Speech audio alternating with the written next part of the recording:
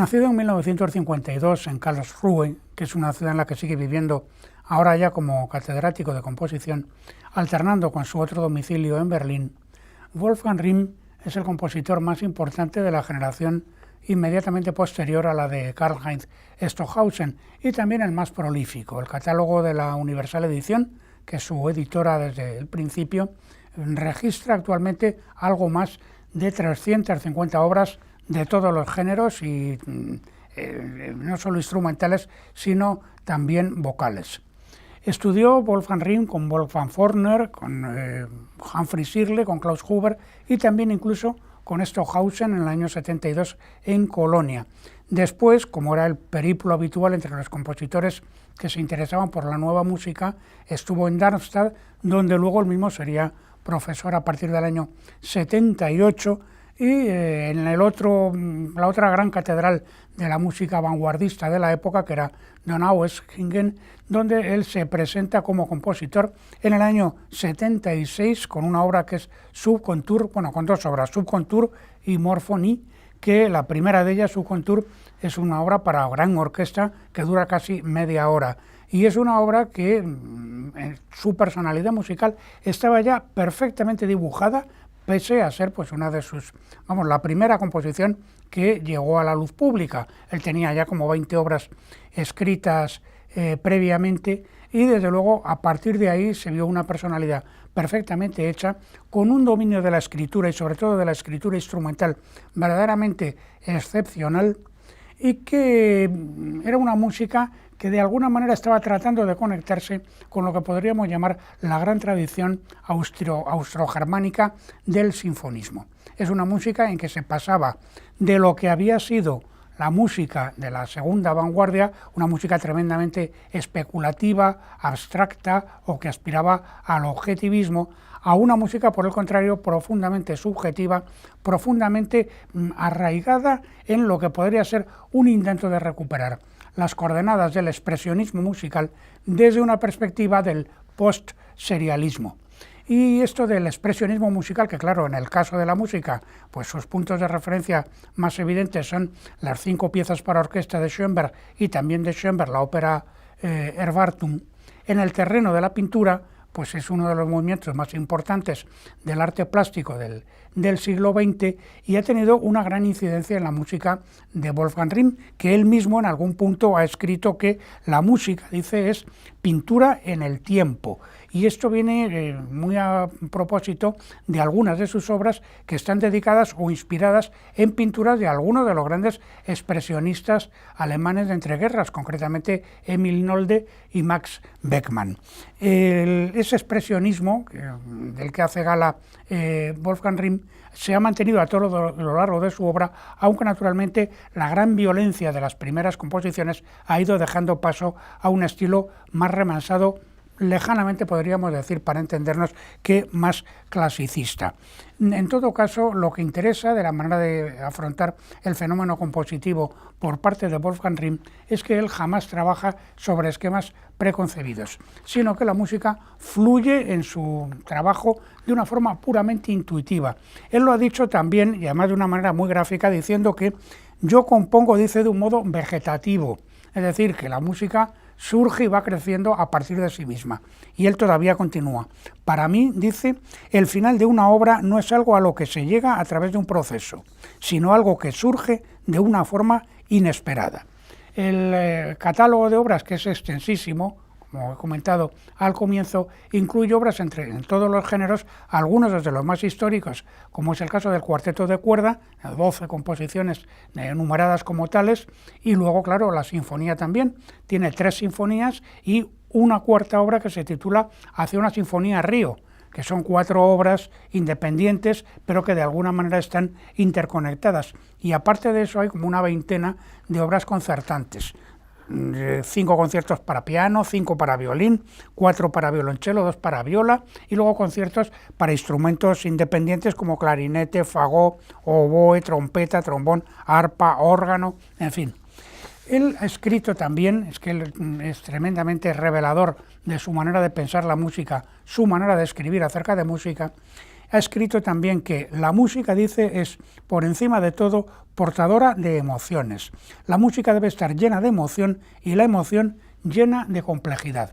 Con un punto de partida así es absolutamente obvio que el teatro musical, la ópera, tenía que atraer a Wolfgang Rihm casi desde sus comienzos, siendo como ha sido la ópera pues uno de los géneros claramente denostados por la vanguardia, la segunda vanguardia, la vanguardia de después de la Segunda Gran Guerra Europea. Y efectivamente el encuentro de Wolfgang Rihm con la ópera se produce en una fecha tan temprana como el año 76, con una obra que se llama Fausto y Yorick, refiriéndose al personaje de Shakespeare, al personaje de Goethe, que es una ópera más o menos stricto sensu, a la que va a seguir 2 años más tarde Jacob Lenz. Jacob Lenz es una obra que se basa en el poeta de este nombre y en concreto la pequeña novela inacabada que Georg Wigner escribe sobre él, y ha sido una obra que ha tenido una grandísima difusión.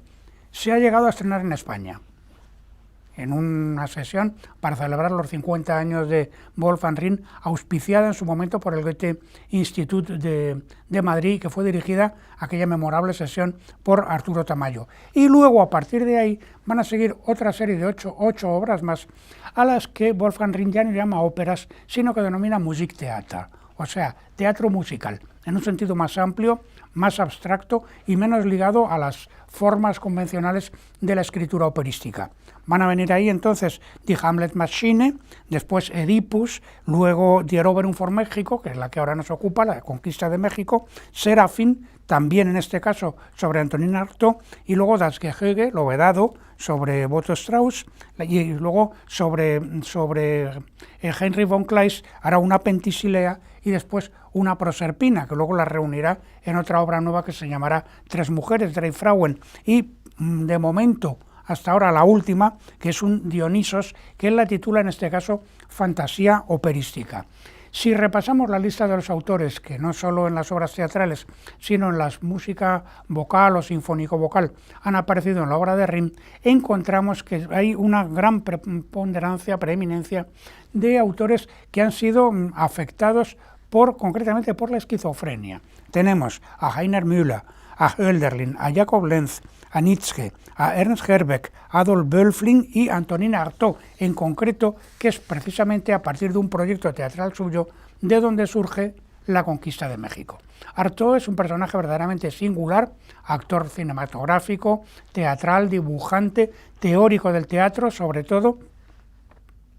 y guionista cinematográfico. Fue el guionista de La Coquille et le Clergyman de Germain Dulac. Él mismo fue actor cinematográfico también. Aparece, es el monje Jean Massieu de la Juana de Arco de Dreyer, y también es el personaje de Marat en el Napoleón de Abel Gance. Y en el año 20 se une, primero cuando llega a París, se une al grupo de los surrealistas, pero luego se separa de ellos en el año 26. Después hará un viaje a México buscando,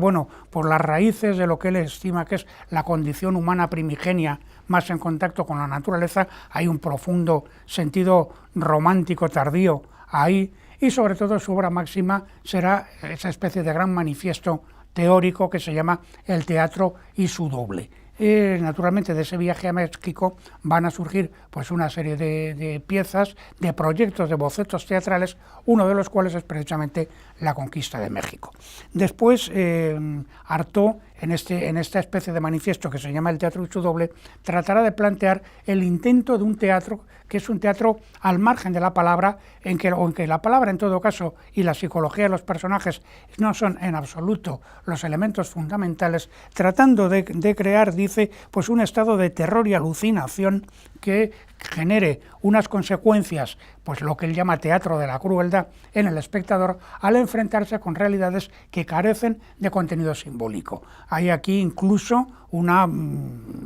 visión casi innuce de lo que luego van a ser lo que llaman modernamente performance. En fin, en todo caso, él tiene esa intuición en el año 31 cuando ve una representación de teatro balinés que se hace en París y escribe entonces pues, que acerca de lo que dice la inutilidad de la palabra, que ya no es el vehículo sino el punto de sutura del pensamiento. Y entonces en el teatro H.W. lo resume todo esto diciendo que no debemos hacer un teatro para interpretar obras, sino para llegar a cuanto hay de oscuro en el espíritu, para que lo huidizo y lo irrevelado se manifieste bajo una especie de proyección material.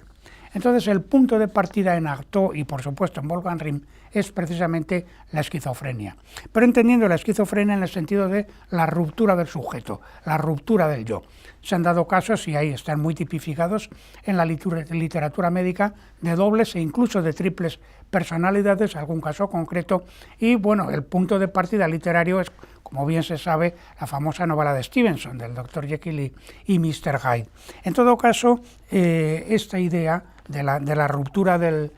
yo está muy evidente en las obras de Wolfgang Rihm, concretamente en Die Hamlet-Maschine y aquí en La Conquista de México. Die Hamlet-Maschine, que es una especie de diálogo entre Hamlet y Ofelia, Hamlet tiene que estar representado por un barítono y por dos actores que hablan, y además esos actores, uno tiene que ser joven y otro tiene que ser viejo, mientras que Ofelia es una soprano y tres sopranos más en la orquesta, con lo cual el personaje está completamente difractado. Pues exactamente igual sucede en La Conquista de México. La Conquista de México tiene dos personajes que son Moctezuma y Hernán Cortés, el conquistador y el conquistado, podríamos decir. Moctezuma es una soprano dramática, pero al mismo tiempo está prolongada en otras dos cantantes que están en el conjunto instrumental. Una soprano muy aguda, muy lírica, ligera, pues del estilo de La Reina de la Noche, porque tiene que llegar a un fa agudo, un fa sobreagudo, y luego una contralto, mientras que por su parte Hernán Cortés es un barítono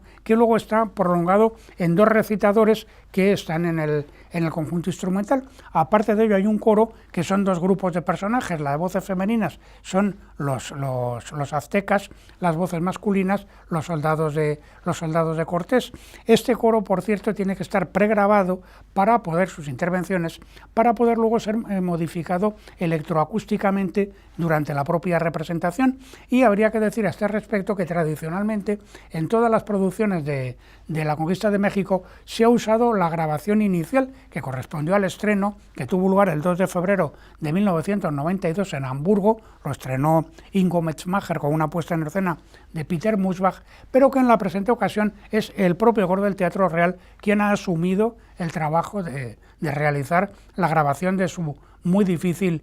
parte. A estos personajes hay que añadir el personaje de la Malinche, el personaje legendario, famoso, que fue luego amante de Cortés y que era la traductora entre él y los aztecas, y que sin embargo en esta ocasión pues no es un personaje cantado, es un personaje que baila, se relaciona con los dos personajes exclusivamente mediante gestos, poniendo también de manifiesto, entre otras cosas, la imposibilidad de comunicación entre estas dos figuras opuestas y al mismo tiempo complementarias. La orquesta no es una orquesta convencional, es una orquesta sobre todo de metales y maderas a tres, pero muy escordada hacia el grave, porque luego tiene contrafagot, tiene clarinete bajo, tiene tuba contrabajo, mientras que la cuerda son simplemente dos violines, dos violas, 6 violonchelos y 4 contrabajos. Luego aparte hay piano, 5 percusionistas, arpa, órgano electrónico, bajo eléctrico, y todos estos efectivos están distribuidos en torno al espectador, dos grupos